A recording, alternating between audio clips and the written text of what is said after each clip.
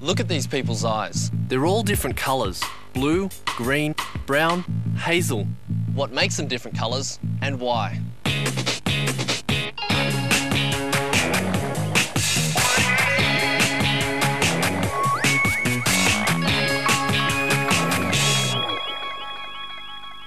Our eyes are one of the most complex organs we possess.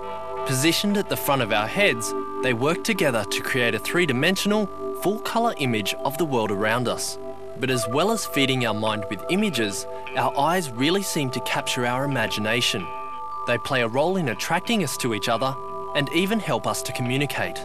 And this is intrinsically due to the circle of coloured material surrounding the pupil that controls the amount of light that enters the eye, the iris. Colour is largely determined by a pigment called melanin. High concentrations of melanin result in brown eyes, which may vary in shade from dark brown to hazel. But lighter coloured eyes, like blue and green, are not simply just a result of lower levels of melanin. When light enters the iris, certain cells actually interfere with and scatter the blue part of the light spectrum. So as light passes back out of the iris appears blue.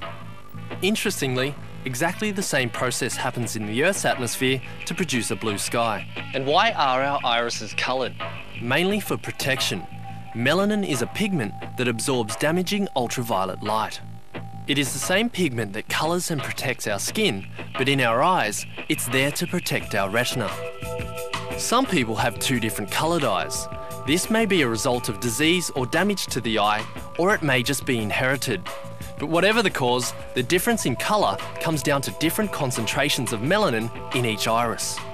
On the other hand, some people have no melanin in their iris at all, a condition known as albinism. In these cases, light is able to pass into the eye and reflect off the blood vessels inside. As it passes back out of the eye, it causes the iris to take on a pinkish appearance. A similar process causes the red eye effect in photographs. In many compact cameras, the flash and lens are positioned close together. The light from the flash passes into the eye, bounces off the retina, and reflects straight back into the camera.